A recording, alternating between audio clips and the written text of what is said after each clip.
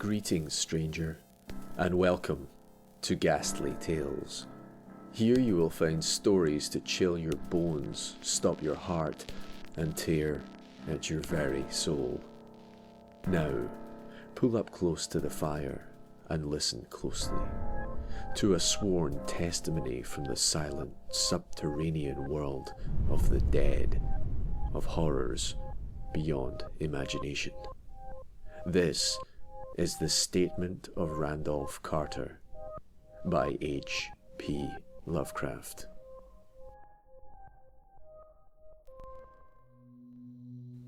I repeat to you, gentlemen, that your inquisition is fruitless. Detain me here forever if you will. Confine me or execute me if you must have a victim to propitiate the illusion you call justice. But I can say no more than I have said already. Everything that I can remember I have told you with perfect candour. Nothing has been distorted or concealed, and if anything remains vague it is only because of the dark cloud which has come over my mind. That cloud and the nebulous nature of the horrors which brought it upon me. Again I say I do not know what has become of Harley Warren, though I think, almost hope, that he is in peaceful oblivion, if there be anywhere so blessed a thing. It is true that I have for 5 years been his closest friend and a partial sharer of his terrible researches into the unknown. I will not deny, though my memory is indistinct and uncertain, that this witness of yours may have seen us together, as he says, on the Gainesville Pike heading towards Big Cypress Swamp, at 11:30 on that awful night. That we bore electric lanterns, spades, and a curious coil of wire with attached instruments, I will even affirm, for these things all played a part in the single hideous scene which remains burned into my shaken recollection. But of what followed, and of the reason I was found alone and dazed on the edge of the swamp the next morning, I must insist that I know nothing save for what I have told you, over and over again. You say to me that there is nothing in the swamp or near it which could form the setting for that frightful episode, and I reply that I know nothing beyond what I saw. Vision or nightmare it may have been. Vision or nightmare I fervently hope it was. Yet it is all that my mind retains of what took place in those shocking hours after we left the sight of men. And why Harley Warren did not return, he or his shade or some nameless thing I cannot describe, alone can tell. As I have said before, the weird studies of Harley Warren were well known to me, and to some extent shared by me. Of his vast collection of strange rare books on forbidden subjects I have read all that are written in languages of which I am the master, but these are few as compared with those in languages I cannot understand. Most, I believe, are in Arabic, and the fiend-inspired book which brought on the end, the book which he carried in his pocket out of this world, was written in characters whose like I never saw elsewhere. Warren would never tell me just what was in that book. As to the nature of our studies, must I say again that I no longer retain full comprehension. It seems to me rather merciful that I do not, for they were terrible studies, which I pursued more through reluctant fascination than through actual inclination. Warren always dominated me, and sometimes I feared him. I remember how I shuddered at his facial expression on the night before the awful happening, when he talked so incessantly of his theory as to why certain corpses never decay but rest firm and fat in their tombs for 1,000 years. But I do not fear him now, for I suspect that he has known horrors beyond my ken. Now, I fear for him. Once more I say that I have no clear idea of our object on that night. Certainly it had much to do with something in the book which Warren carried with him, that ancient book in undecipherable characters which had come to him from India a month before, but I swear I do not know what it was that we expected to find. Your witness says he saw us at 11:30 on the Gainesville Pike, headed for Big Cypress Swamp. This is probably true, but I have no distinct memory of it.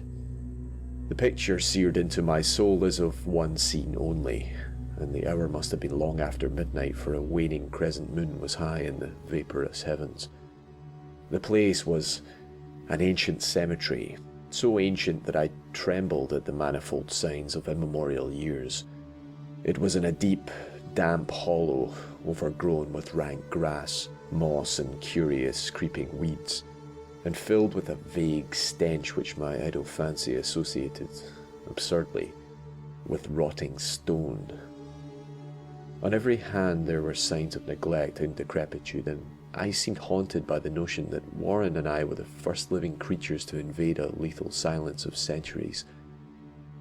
Over the valley's rim, a wan, waning crescent moon peered through the noisome vapours that seemed to emanate from unheard-of catacombs, and by its feeble, wavering beams I could distinguish a repellent array of antique slabs, urns, cenotaphs, and mausoleum facades, all crumbling, moss-grown and moisture-stained, and partly concealed by the gross luxuriance of the unhealthy vegetation.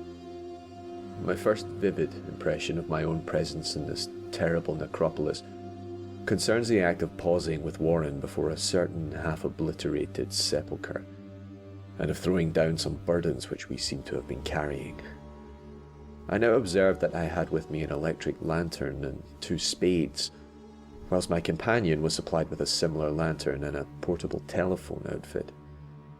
No word was uttered, for the spot and the task seemed known to us, and without delay we seized our spades and commenced to clear away the grass, weeds, and drifted earth from the flat, archaic mortuary.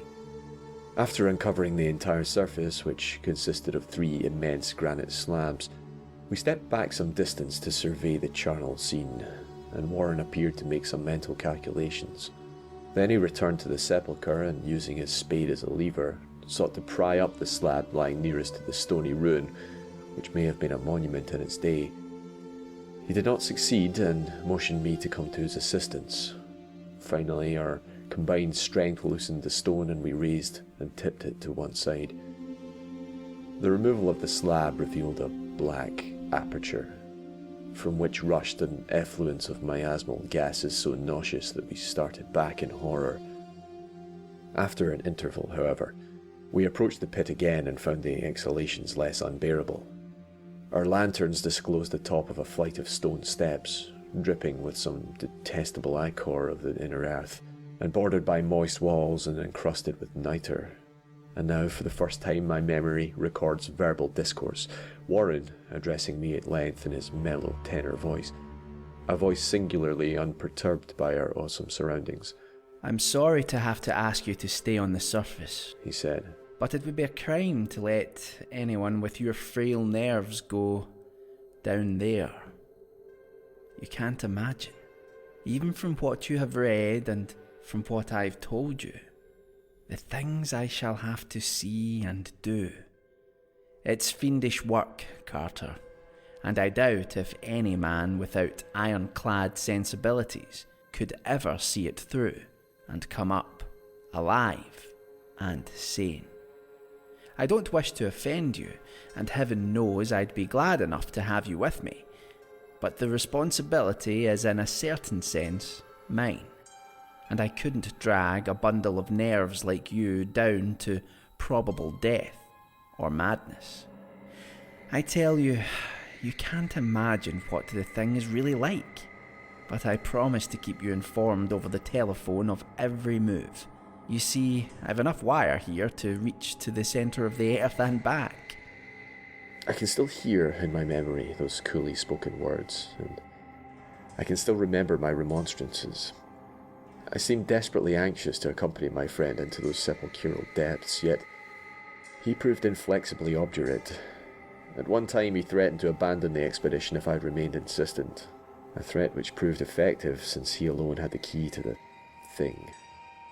All this I can still remember, though I no longer know what manner of thing we sought. After he had secured my reluctant acquiescence in his design, Warren picked up the reel of wire and adjusted the instruments. At his nod, I took one of the latter and seated myself upon an aged, discoloured gravestone close by the newly uncovered aperture. Then he shook my hand, shouldered the coil of wire, and disappeared within that indescribable ossuary. For a moment I kept sight of the glow of his lantern, and heard the rustle of the wire as he laid it down behind him, but the glow soon disappeared abruptly, as if a turn in the stone staircase had been encountered, and the sound died away almost as quickly. I was alone, yet bound to the unknown depths by those magic strands whose insulated surface lay green beneath the struggling beams of that waning crescent moon.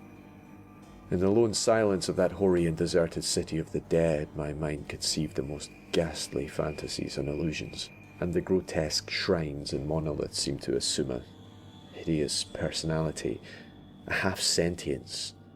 Amorphous shadows seemed to lurk in the darker recesses of the weed-choked hollow, and to flit as in some blasphemous ceremonial procession past the portals of the mouldering tombs in the hillside, shadows which could not have been cast by that pallid, peering crescent moon. I constantly consulted my watch by the light of my electric lantern, and listened with feverish anxiety at the receiver of the telephone. But for more than a quarter of an hour nothing happened. Then a faint clicking came from the instrument, and I called down to my friend in a tense voice.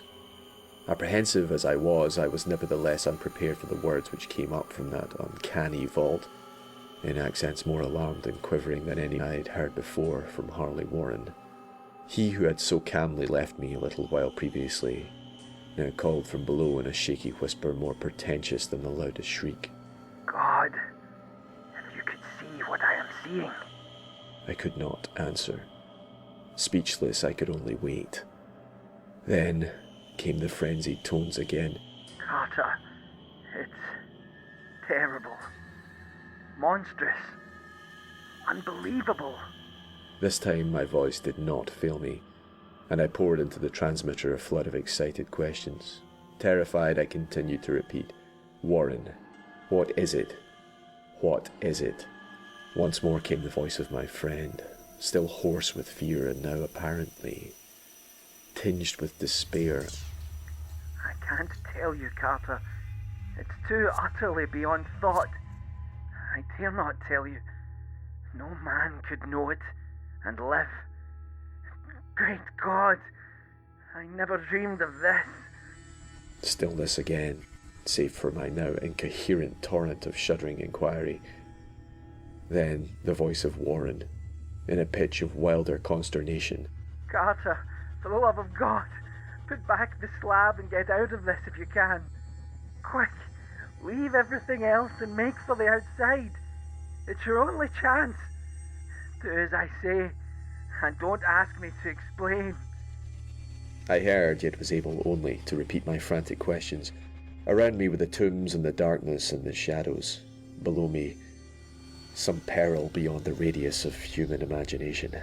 But my friend was in greater danger than I, and through my fear I felt a vague resentment that he should deem me capable of deserting him in such circumstances. More clicking, and after a pause and a piteous cry from Warren. Beat it! For God's sake! Put back the slab and beat it, Carter! Something in the boyish slang of my evidently stricken companion unleashed my faculties. "Warren! Brace up! I'm coming down!" But at this offer the tone of my auditor changed to a scream of utter despair. Don't! You can't understand. It's too late. And my own fault. Put back the slab and run. There's nothing else you or anyone can do now. The tone changed again, this time acquiring a softer quality as of hopeless resignation, yet it remained tense through anxiety for me. Quick, before it's too late. I tried not to heed him, tried to break through the paralysis which held me, and to fulfill my vow to rush down to his aid. But his next whisper found me still held inert in the chains of stark horror. Carter, hurry. It's no use. You must go. Better one than two. The slab. A pause, more clicking, then the faint voice of Warren. Nearly over now. Don't make it harder. Cover up those damned steps and run for your life. You're losing time. So long, Carter. Won't see you again. Here, Warren's whisper swelled into a cry that gradually rose to a shriek, fraught with all the horror of the ages. Curse these hellish things!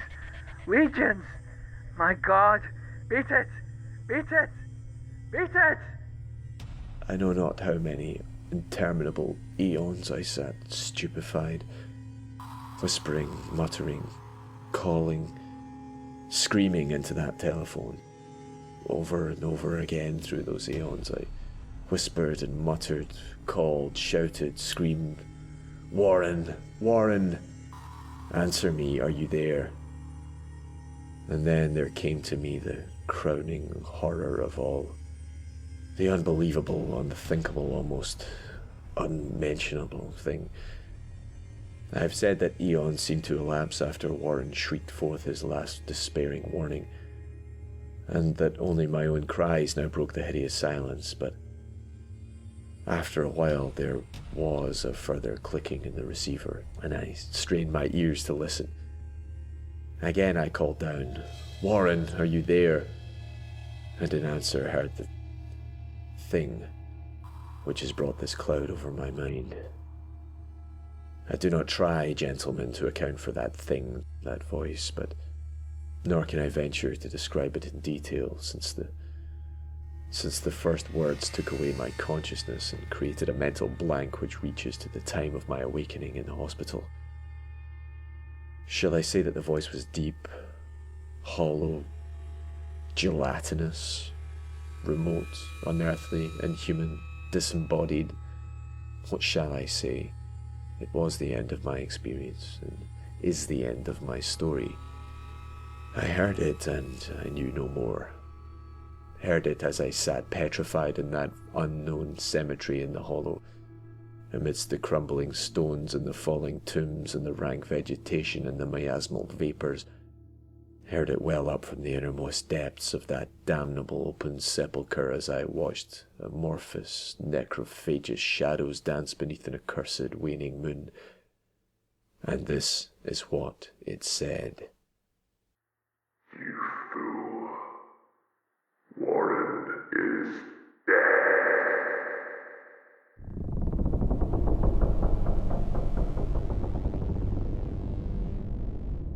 This has been a Ghastly Tales production, narrated by Martin Yates and featuring Michael Whitehouse as the voice of Harley Warren. Music by Michael Whitehouse and Kevin MacLeod. For full credits, please see the description. I hope you've enjoyed this reading. If you have, please subscribe to Ghastly Tales on YouTube or stalk Ghastly Tales Presents on Facebook for more narrations, short films, true horrors, dark documentaries, and more.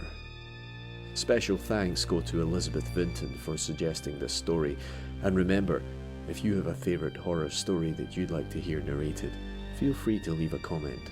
You never know, we might just do it. Good night, listener, and sweet dreams.